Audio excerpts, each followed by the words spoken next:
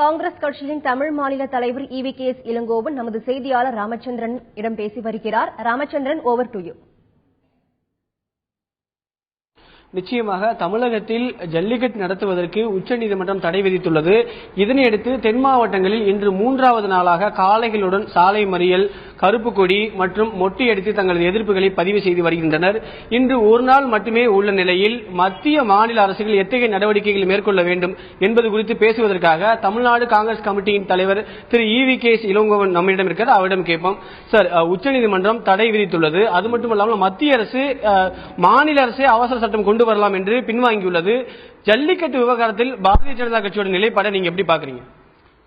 அதாவது இந்த ஜல்லிக்கட்டு விவகாரத்தை பொறுத்தவரையில் மத்திய மாநில அரசுகள் பொறுப்பற்ற தன்மையில் நடந்து கொண்டன என்பது தான் என்னுடைய கருத்து. ஜல்லிக்கட்டு நடக்கும் என்று அறிவிப்பதற்கு முன்பே ஒருவேளை நீதிமன்றத்தில் அதற்கு தடை வந்தால் என்ன செய்ய வேண்டும் என்பதை மத்திய அரசு யோசித்திருக்க வேண்டும்.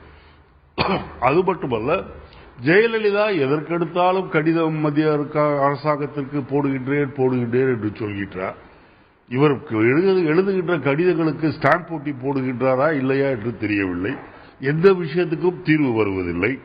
இப்போது மத்திய அரசாங்கம் ஜெயலலிதா சென்னை முதலமைச்சரே இதை செய்யலாம் என்று சொல்கின்றார்கள். அப்படி என்றால் முதலமைச்சர் ஜெயலலிதா ஏன் இதை இத்தனை நாளாக செய்யவில்லை?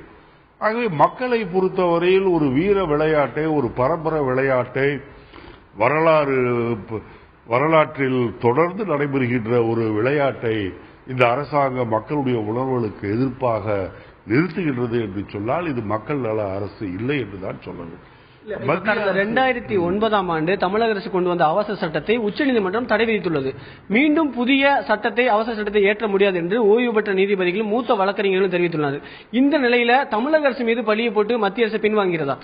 யார் மீது யார் பழி போடுறாங்கன்னு எனக்கு தெரியல. மத்திய அரசு மாநில அரசு மீது பழி போடுகின்றதா அல்லது மாநில அரசு மத்திய அரசு மீது பழி போடுகின்றதா என்று எனக்கு தெரியவில்லை.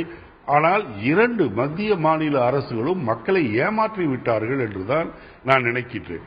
முதலில் அந்த விலங்கியல் ஆய்வாளர்கள் சொல்வது போல அந்த பாதுகாக்கப்பட வேண்டிய விலங்குகள் என்ற அந்த பட்டியலில் இருந்து இந்த மாட்டை நீக்குவதற்கு என்ன நடவடிக்கைகள் இந்த இரண்டு அரசாங்கங்களும் எடுத்தார்கள் என்பது எனக்கு தெரியவில்லை. ஏனென்றால் அதுதான் இதில் முக்கியமான விஷயமாக கருதப்படுகிறது. ஆகவே மக்களை ஏமாற்றுவதையே மத்திய மாநில அரசுகள் நிலையாக கொண்டிருக்கின்றன. நாங்கள் தருவது போல் தருவோம், ஆனால் உச்சநீதிமன்றம் அதற்கு தடை விதித்து விட்டது, நாங்கள் என்ன செய்ய முடியும், மாநில அரசை செய்யலாம் என்று இவர்கள் பழி போடுவதும், அதே போல் ஜெயலலிதா தொடர்ந்து நான் நேற்று கூட மோடிக்கு கடிதம் எழுதிவிட்டேன் என்று சொல்வதும் இவர்கள் ரெண்டு பேரும் வேலைக்கு ஆகாதவர்கள் என்றுதான் நினைக்கின்றேன். தமிழக மக்களை நன்றாக ஏமாற்றிக் கொண்டிருக்கின்றார்கள் என்பதுதான் இந்த ஜல்லிக்கட்டு விவகாரத்தில் தெளிவாக தெரிகின்ற ஒரு நிலை. தென் மாவட்டங்களை பொறுத்தவரை பல லட்சம் ரூபாய் செலவில் அதற்கான ஏற்பாடுகள்லாம் செய்யப்பட்டுள்ளது மாவட்ட நிர்வாகத்தின் சார்பாகவும் விழா குழுவினர் சார்பாக. அந்த மக்கள் தற்பொழுது மிகுந்த சோகத்தில் உள்ளார்கள். அவர்களுக்கு நீங்க என்ன சொல்ல விரும்புகிறீர்கள்? நீங்கள் ஏற்பட்ட பொருள் சேதம் என்பது வேறு விஷயம், ஏற்பாடுகள் செலவு செய்து ஆனால் எத்தனை மக்கள், குறிப்பாக தென்பாகத்திலே இருக்கின்ற இளைஞர்கள் ஆர்வத்தோடு உற்சாகமாக இருந்தார்கள் ஜல்லிக்கட்டு நடக்கும் என்று. திடீரென்று ஜல்லிக்கட்டு கிடையாது என்ற ஒரு நிலை நீதிமன்றம் அறிவிக்கும் போது இந்த அரசாங்கங்கள் ஒருவர் மீது ஒருவர் பழி போட்டு தப்பித்துக் கொள்ள பார்ப்பது மக்களை ஏமாற்றுகின்ற செயலாகும். கண்டிப்பாக வருகின்ற காலங்களில் மத்திய மாநில அரசுகள் மக்களுக்கு பதில் சொல்ல வேண்டிய சூழ்நிலை ஏற்படும். நிச்சயமாக இது பொதுமக்கள் மத்தியில் மிகப்பெரிய அதிருப்தியை ஏற்படுத்தியுள்ளது. இந்த பொங்கல் ஜல்லிக்கட்டு நடந்தால் மட்டுமே அவர்களுக்கு இனிப்பான பொங்கலாகவும், ஜல்லிக்கட்டு நடக்கவில்லை என்றால் அவர்களுக்கு கருப்பு பொங்கலாகவும் இருக்கும் என்பது பொதுமக்களுடைய ஜல்லிக்கட்டு ஆர்வலோட கோரிக்கையாகவும் அவருடைய எதிர்பார்ப்பாகவும் உள்ளது.